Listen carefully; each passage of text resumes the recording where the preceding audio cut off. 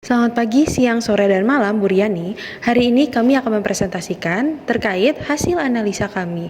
Sebelumnya, izinkan kami memperkenalkan diri terlebih dahulu. Perkenalkan, nama saya Fania Putri Pancarani, NPM 60823011129. Perkenalkan, nama saya Zalfa Keira Saumi dengan NPM 60823011133. Perkenalkan, nama saya Jesse Franklin Gunawan. NPM saya adalah 60822011138.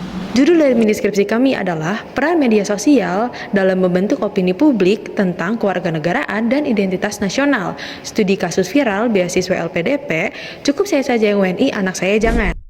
Tujuan dari penelitian ini adalah untuk mengetahui bagaimana peran media sosial dalam membentuk serta menyebarkan opini publik terkait kasus cukup saya saja yang WNI, anak saya jangan. Nah, penelitian ini sangatlah penting bagi bangsa negara Indonesia karena menyangkut uang negara yang jumlahnya cukup besar. Beasiswa LPDP didanai melalui dana publik sehingga jika ada yang dianggap mengkhianati negara yang membiayainya, maka ini bukanlah lagi pembicaraan atau gosip di ruang media sosial saja, melainkan menimbulkan pertanyaan, apakah investasi negara terhadap SDM tersebut melalui beasiswa LPDP dapat memberikan manfaat kembali kepada negara bangsa Indonesia, atau malah sebaliknya justru mempermudah talenta terbaik tersebut kabur dari negara Indonesia. Nah, memahami opini publik dalam menilai kewajiban moral beasiswa LPDP ini sangatlah penting bagi negara Indonesia karena dari penilaian ini dapat merubah kebijakan dari LPDP untuk kedepannya nanti. Kasus yang kami ambil adalah kasus yang berkaitan dengan pernyataan dari alumni LPDP yaitu Dwi Sastening Tias atau bisa disingkat sebagai DS, cukup saya saja yang WNI, anak saya jangan, sambil memamerkan surat terkait kewarganegaraan anak yang sudah resmi menjadi WNA. Kasus ini baru saja terjadi di awal tahun 2026, tepatnya di bulan Februari, melalui media sosial milik pribadinya DS yang menyebar luas ke media sosial lain seperti TikTok, Twitter, Instagram, dan lain sebagainya. Nah, kasus ini sangat sesuai atau memenuhi 5 kriteria UAS. Yang pertama adalah rentan waktunya yang masih baru saja terjadi di awal tahun ini, tepatnya di bulan Februari. Lalu yang kedua adalah kejelasan empiris. Nah, di kasus ini tokohnya itu sangat jelas, lalu platformnya juga jelas, serta ada pernyataannya yang jelas, cukup saya saja yang WNI, anak saya jangan. Lalu yang ketiga adalah kedalaman teori. Kasus ini dapat ditelaah menggunakan beberapa teori yang seperti ritual media dan kuasa simbolik, lalu teori framing, dan masih banyak lagi. Lalu yang keempat adalah kelengkapan data. Walaupun kasus ini baru saja terjadi di awal tahun ini, namun bisa dibilang kasus ini sudah cukup lama karena sudah ke dalam rentan 5 bulan. Nah, sehingga data-data yang kami dapatkan itu sangat banyak melalui berita, jurnal, atau dari media sosial lainnya. Lalu yang terakhir, yang kelima adalah relevansi sosial politik Indonesia. Kasus ini memicu perdebatan nasionalisme serta membuat LPDP harus mengecek kembali atau menginvestigasi kembali orang penerima beasiswa lainnya. Nah, dalam penelitian ini kami menggunakan 3 kerangka teori yang dipilih secara cermat karena kemampuannya untuk saling melengkapi dan membaca fenomena viral di media sosial.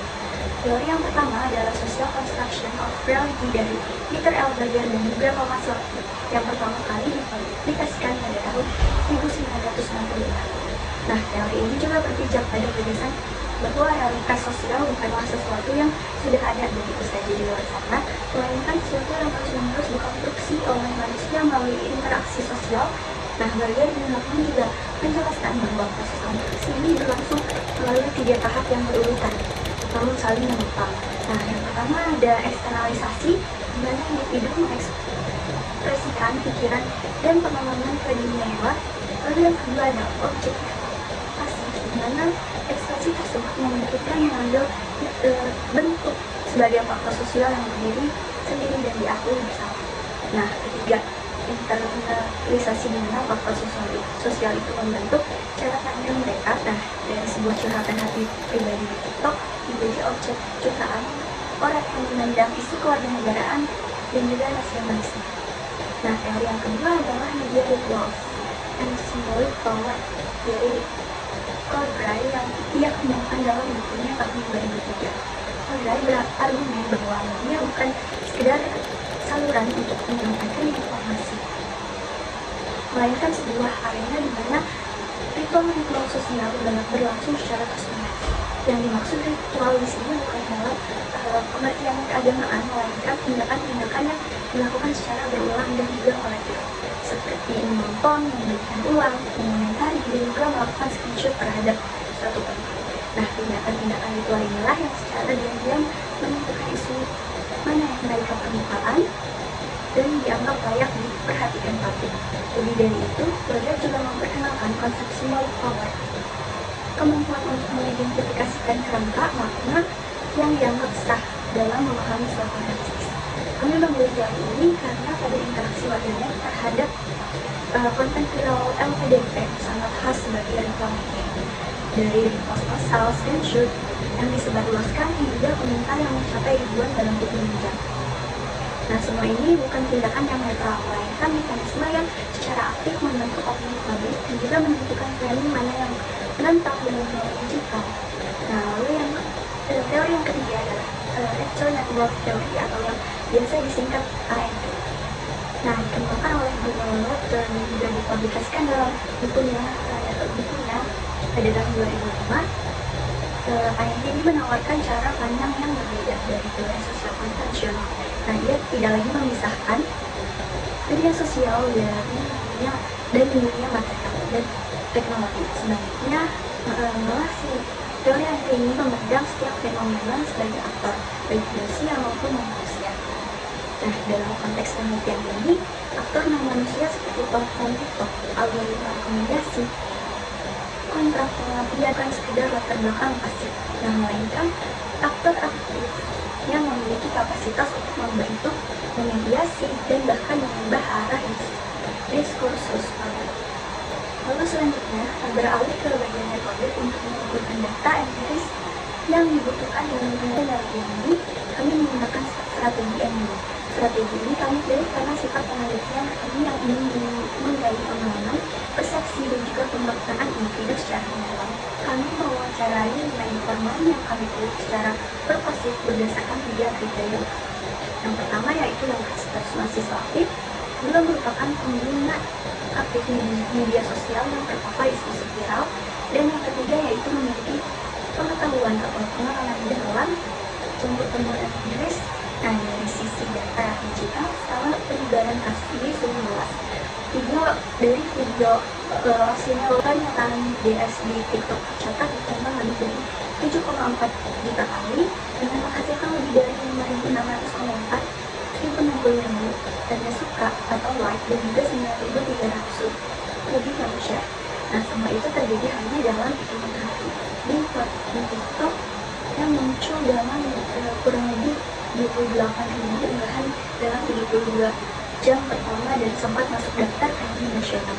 Lalu terlepas dari respon masyarakat yang kontra, masyarakat Indonesia yang kurang setuju dengan hal tersebut yang paling berperan menyebarkan isu. Nah, temuan ini juga sangat relevan dan akan kami perdalam dalam analisis triangulasi berikut.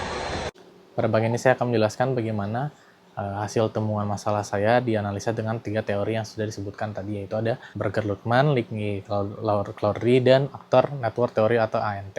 Kalau kita lihat dari awal, kasus ini sebenarnya bermula dari satu pernyataan pribadi, yaitu yang bernama DS, yang menyampaikan pandangan di TikTok tentang kewarganegaraan anaknya. Mungkin bagi DS, pernyataan itu adalah bagian dari pengalaman pribadi dan pilihannya dia. Tetapi ketika pernyataan tersebut masuk ke media sosial, maknanya tidak lagi berhenti di pernyataan pribadinya, tetapi konten itu mulai ditonton, dikomentari, dan dibagikan, lalu berkembang menjadi perdebatan yang jauh lebih besar. Nah, dari sinilah pernyataan pribadi itu berubah jadi isu publik.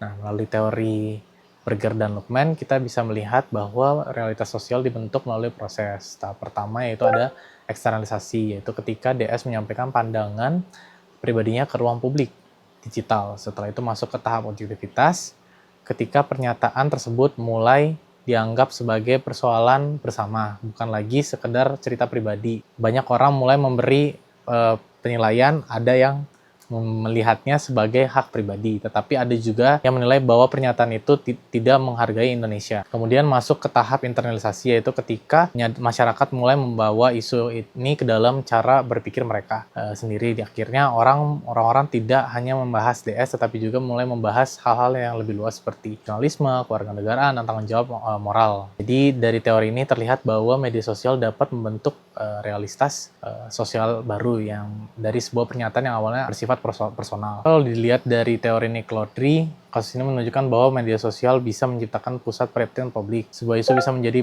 besar bukan karena hanya pesannya, tetapi karena terus diulangi oleh banyak orang melalui komentar, share, video, atau tanggapan, dan diskusi di berbagai platform. Dalam kasus ini disebut boundary work. Itu ketika sesuatu yang awalnya berada di wilayah pribadi berubah menjadi persoalan publik. Pernyataan DS yang awalnya tentang pilihan keluarga akhirnya dianggap sebagai sesuatu yang pantas dinilai oleh masyarakat. Dan itu juga muncul symbolic power, yaitu kekuatan untuk menentukan makna yang dianggap benar. DS mungkin ingin menyampaikan pengalaman pribadinya, tetapi setelah viral maknanya menjadi berbeda, justru dominan menjadi berubah dan tidak nasionalis, tidak tahu berterima kasih atau tidak pantas dikaitkan dengan beasiswa negara. Jadi maknanya pernyataan itu tidak lagi sepenuhnya dikendalikan oleh DS, tetapi bentuk oleh warganet, diperkuat oleh ramainya percakapan di media sosial. Kemudian ada network teori atau ANT. Nah, di sini kasusnya tidak hanya dilihat sebagai tindakan manusia saja. Dalam ANT ada faktor aktor manusia dan aktor non manusia yang sama-sama berperan. Aktor manusia adalah DS, warganet, masyarakat, dan LPDP, sedangkan aktor non manusianya adalah TikTok, algoritma, kebijakan LPDP, dan dokumen beasiswanya. Di sini TikTok tidak hanya menjadi tempat mengunggah video, algoritmanya juga ikut bekerja. Ketika sebuah konten mendapat banyak komentar, like, dan share, sistem akan mendorong konten itu agar muncul ke lebih banyak penggunaan. Akhirnya isu tersebut semakin luas dan semakin sulit dikendalikan. Dari ketiga teori tersebut, saya menemukan satu masalah utama, yaitu adanya ketegangan antara hak individu dan kewajiban moral kolektif. Di satu sisi, DS memiliki hak pribadi untuk menentukan masa depan anaknya dan keluarganya. Tapi di sisi lain, publik menilai bahwa ketika seseorang berkaitan dengan beasiswa negara, maka ada tanggung jawab moral yang harus dijaga, terutama ketika berbicara di ruang publik. Jadi kasus ini bukan hanya soal benar atau salah secara hukum. Kasus ini menunjukkan bahwa di era media sosial, makna tentang menjadi WNI yang baik tidak hanya ditentukan oleh individu. Makna itu bisa dibentuk oleh warganet, algoritma, media sosial, dan institusi negara secara bersama-sama. Kesimpulan dari ini adalah media sosial bukan hanya tempat untuk menyampaikan pendapat, tapi juga ruang yang aktif membentuk opini publik. Sebuah pernyataan yang awalnya pribadi bisa berubah menjadi isu nasional ketika diperkuat oleh interaksi warganet, netizen, ataupun sistem algoritma dan respon lembaga resmi itu. Sebagai saran bagi LPDP dan pemerintahan, aturan mengenai kewajiban penerimaan beasiswa sebaiknya dibuat lebih jelas dan transparan sejak awal. Bagi masyarakat, penting untuk lebih kritis dalam menanggapi isu viral dan tidak langsung menghakimi sebelum memahami konteksnya secara utuh. Sedangkan bagi penelitian selanjutnya disarankan untuk melibatkan lebih banyak informan dan menambahkan analisis berkomentar agar hasil penelitian menjadi lebih luas. Sekian dari presentasi kelompok kami, terima kasih.